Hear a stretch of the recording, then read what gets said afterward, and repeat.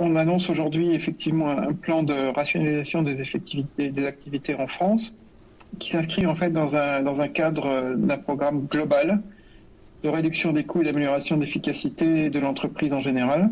Aujourd'hui, compte tenu des pressions du marché, compte tenu des pressions de la concurrence à l'échelle mondiale et de la pression sur les prix, il faut que Nokia reste compétitif dans le monde de la R&D.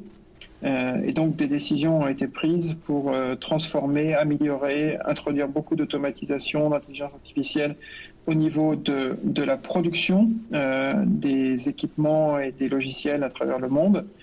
Et on est effectivement amené à faire de la rationalisation en France et à transformer les activités en France.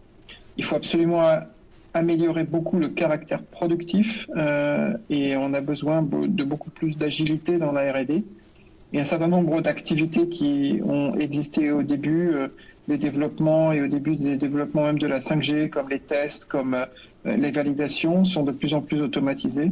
Et donc on doit être de plus en plus performant pour maintenir la pression de la concurrence sur ce marché des télécoms. Donc finalement, pour résumer, l'ennemi de l'ingénieur de Lannion, c'est la machine et c'est pas forcément l'ingénieur indien ou polonais.